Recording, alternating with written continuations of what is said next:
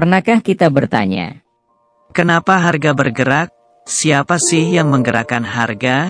Dan bagaimana cara kita mengambil peluang dari pergerakan harga? dan tanpa basa-basi lagi, langsung saja kita mulai dengan pertanyaan pertama, yaitu, apa yang sebenarnya menyebabkan harga bergerak? Jadi, harga bergerak karena adanya hukum supply dan demand, yaitu hukum permintaan antara jumlah buyer dan jumlah seller pada market. Jadi, supply adalah akumulasi seller yang masuk ke market, dan demand adalah akumulasi buyer yang masuk ke market. Dan jika salah satu pihak antara buyer dan seller tidak seimbang, maka harga akan bergerak. Seperti contoh di chart ini, jika jumlah buyer yang masuk lebih besar dari jumlah seller, maka harga akan naik.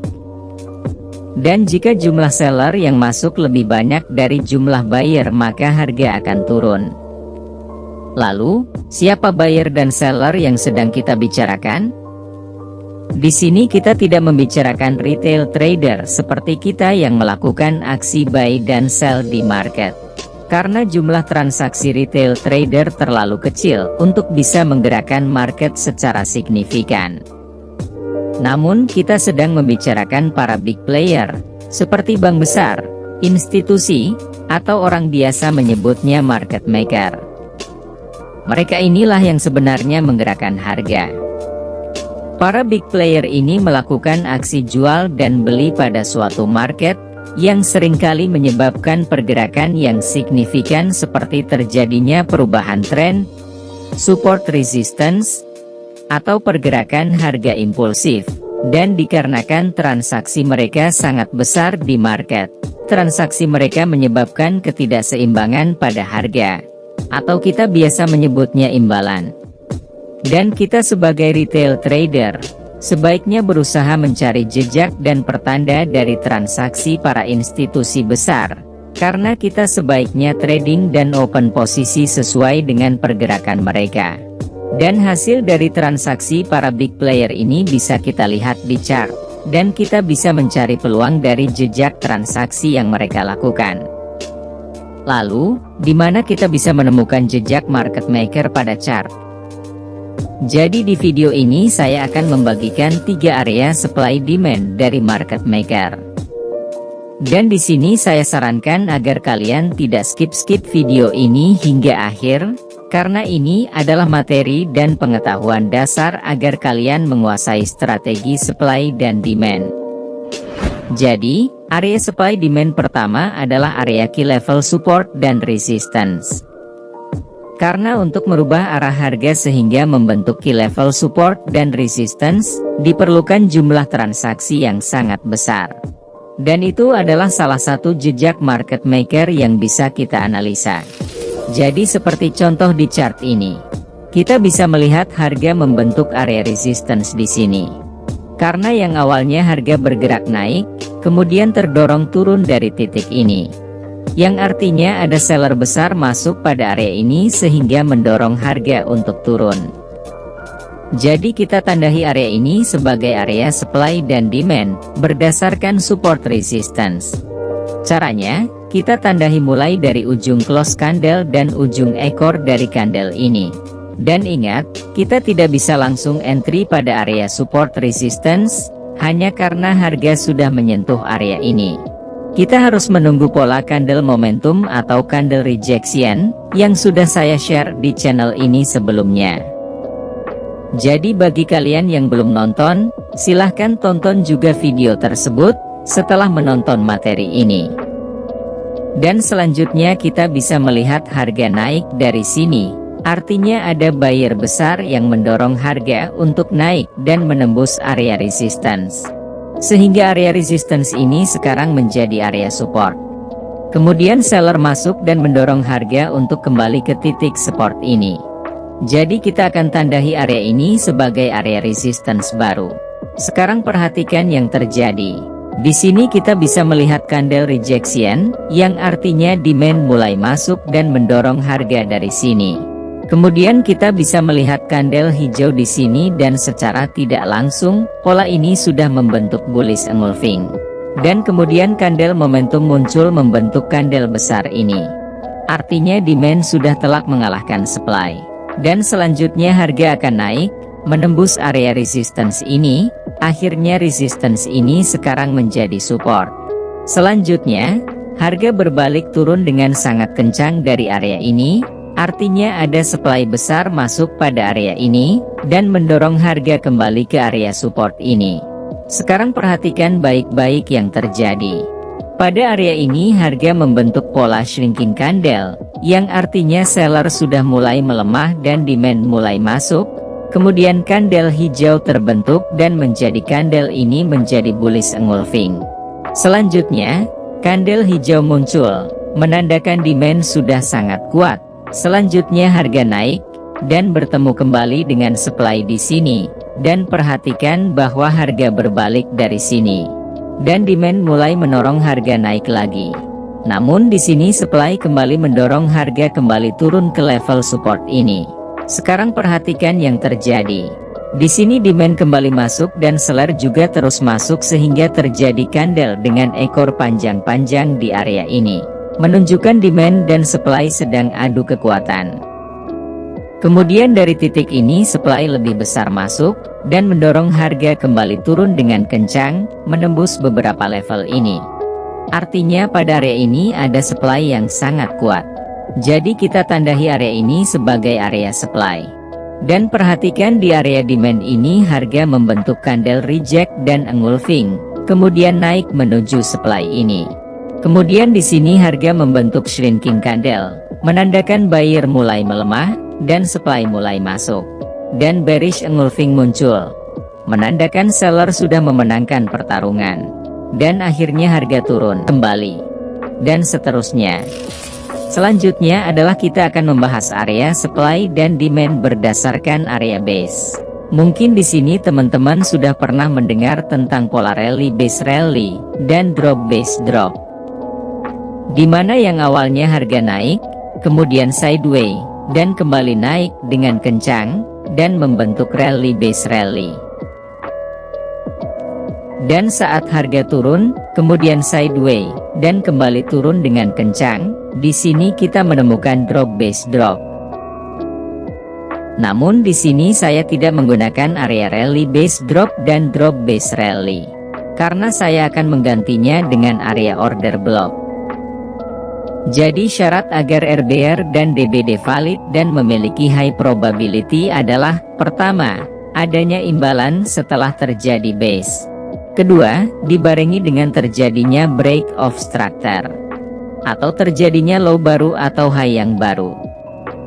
Lalu, apa itu break of structure dan imbalan? Jadi izinkan saya jelaskan pada chart ini. Untuk mencari area RBR dan DBD, yang pertama, kalian akan mencari area imbalan pada chart ini. Lalu, bagaimana cara kita melihat imbalan? Untuk melihat area imbalan adalah dengan cara melihat candle yang pergerakannya sangat kencang, dan jika kalian perhatikan, antara ekor dari candle pertama tidak bersentuhan dengan ekor dari candle ketiga. Dan inilah yang dimaksud area imbalan, yang mengartikan bahwa demand masuk dengan sangat besar, sehingga seller sama sekali tidak bisa membendung kekuatan dari demand, mengakibatkan harga lompat dan membentuk area imbalan dari candle ini. Seperti contoh di sini, kita bisa melihat harga bergerak naik dari level ini, kemudian harga terjadi sideways dan membentuk area base, menandakan seller mulai masuk pada area ini dan menghentikan harga dari demand sebelumnya. Kemudian demand yang lebih besar kembali masuk, sehingga harga membentuk dua area imbalan sekaligus. Artinya, dari poin ini demand sangat kuat. Saking kuatnya, demand ini mendorong harga hingga break dan menembus structure harga di sini. Dan ini yang disebut break of structure. Jadi, mari kita rangkum apa yang kita miliki di sini. Pertama, harga menunjukkan structure uptrend, yang ditunjukkan dari higher high, higher low, kemudian break structure, sehingga membuat higher high baru. Kemudian kita melihat rally base rally yang disusul area imbalan. Jadi kita bisa memasang buy limit pada area ini, dan stop loss sedikit di bawah area demand. Untuk TP kita bisa meletakkannya di 75% dari titik tertinggi sebelum harga kembali ke area demand. Atau kalian bisa menggunakan RR 1:1,5 atau 1:2 dan sebagainya. Dan trade ini berakhir dengan profit. Kemudian di sini kita bisa melihat harga kembali terjadi break of structure. Dan pada area ini kita bisa melihat dua rally base rally yang juga diikuti area imbalan. Kemudian kita bisa melihat harga juga memantul dari area ini. Untuk drop base drop adalah kebalikannya. Seperti contoh di sini, harga membuat structure downtrend, di mana harga membuat lower high, lower low, lower high, lower low. Jadi kita bisa melihat harga membuat break of structure di sini. Kemudian pada area ini kita bisa melihat harga membuat pola drop base drop, di mana seller mendorong harga dari sini, kemudian buyer masuk dan mencoba mendorong harga kembali naik. Namun supply yang lebih besar masuk sehingga menyebabkan pergerakan besar ini juga membuat area imbalan pada area ini. Jadi kita akan menandai candle hijau ini sebagai candle base, karena supply besar mulai masuk dari area base ini. Jadi kita akan entry sell limit pada DBD ini. Untuk stop loss kita letakkan sedikit di atas area base ini. Kemudian target profit adalah 75% jarak dari titik terendah, sebelum harga berbalik menuju area DBD. Dan transaksi ini berakhir profit. Kemudian area supply dan demand yang ketiga, adalah order block. Dan ini adalah salah satu favorit saya. Jadi order block adalah candle berlawanan sebelum terjadinya harga impulsif. Jadi, untuk area demand adalah, jika harga bergerak naik maka demand order block adalah candle bearish terakhir sebelum terjadi kenaikan. Begitu juga sebaliknya. Untuk supply adalah, jika harga bergerak turun maka supply order block adalah bullish candle terakhir sebelum terjadinya penurunan. Dan syarat agar satu candle dikatakan area order block yang kuat adalah: pertama, order block harus menciptakan area imbalan. Dan kedua, harga juga harus membuat break of structure. Seperti contoh pada chart ini. Di sini kita melihat harga uptrend yang ditunjukkan oleh EMA 200. Maka kita hanya akan mencari area bearish order block atau area demand di sini. Jadi, pertama yang kita lakukan adalah mencari area imbalan. Seperti contoh di sini, kita bisa melihat area imbalan, disertai break of structure. Dan sebelum terjadi imbalan, kita bisa melihat candle bearish terakhir sebelum imbalan dan break of structure. Jadi candle ini adalah candle demand order block. Dan karena kita berada di uptrend, maka kita hanya akan mencari order block demand.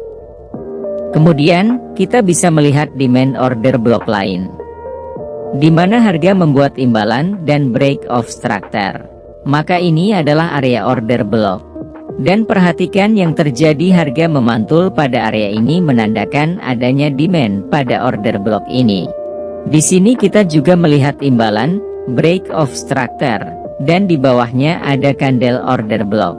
Kemudian di sini juga ada imbalan, break of structure, dan di bawahnya adalah candle order block. Begitu juga dengan candle bearish ini. Dan perhatikan bahwa harga selalu mencoba berbalik arah dari order block ini. Jadi, biar saya jelaskan apa yang sebenarnya terjadi pada area ini, dan kenapa harga memantul dari area ini. Jadi di bawah ini buyer atau demand melakukan pembelian yang cukup besar sehingga harga mulai bergerak naik. Namun pada titik ini seller masuk dan mencoba mendorong harga, sehingga tercipta candle bearish ini. Kemudian pada titik ini, demand kembali masuk dengan jumlah yang sangat besar, sehingga menciptakan area imbalan dan break structure ini. Jadi, saat harga kembali ke area ini, harga akan kembali bertemu dengan demand yang sebelumnya mendorong harga untuk naik. Sekarang, untuk bearish order block. Di sini harga di bawah EMA 200, maka kita hanya akan mencari supply order block. Dan saya akan langsung menandai area imbalannya. Dan saya akan menandai break of structure-nya. Dan sekarang saya akan menandai area order block-nya. Sekarang perhatikan, saat harga kembali naik ke area order block, harga seringkali tertahan oleh supply dan memantul dari area ini, menandakan adanya order supply dari institusi. Jadi, mari kita tarik kesimpulan dari materi kita ini. Jadi, tidak ada retail trader yang mampu menciptakan area imbalan dan pergerakan impulsif dan perubahan arah tren, dan itu hanya bisa dilakukan oleh market maker. Jadi, jika kalian ingin mencari area institusi atau market maker, maka selalu perhatikan pergerakan impulsif, imbalan, dan juga perhatikan key level price action seperti support resistance. Karena fakta bahwa harga berbalik arah dan membuat area support dan resistance adalah karena adanya supply dan demand yang masuk dari market maker. Dan fakta terjadinya penghambatan harga seperti drop base drop dan rally base rally adalah karena adanya demand dan supply yang mencoba membalikan harga, namun gagal, karena salah satu pihak kembali masuk dengan kapasitas lebih besar dari sebelumnya. Dan adanya area imbalan pada pergerakan impulsif adalah bukti bahwa adanya signifikan buyer dan signifikan seller, sehingga terjadi ketidakseimbangan pada harga atau imbalan. Dan adanya pola candle seperti engulfing, rejection, dan shrinking candle adalah bukti momentum dan jejak pertarungan antara bear dan bull. Jadi, kalian sebenarnya bisa mengetahui apa yang terjadi pada market hanya dengan melihat pergerakan dari price action harga itu sendiri. Sekarang, saya sarankan kalian untuk melatih mata untuk melihat area imbalan, melihat pergerakan pada market dan key level, dan perhatikan dan pahami apa yang sebenarnya terjadi. Karena ini akan sangat berguna bagi kalian, karena di video selanjutnya saya akan membagikan cara entry, cara memilih area yang valid, dan cara konfirmasi entry di time frame yang lebih rendah, dengan lebih lengkap, agar kita bisa meminimalisir area-area supply demand yang tidak bekerja. Jika video ini menambah wawasan kalian, silahkan klik like, subscribe, dan nyalakan loncengnya, agar saya semangat membuat kelanjutan dari materi ini. Saya rasa itu dulu untuk materi kita kali ini dan sampai jumpa di video selanjutnya.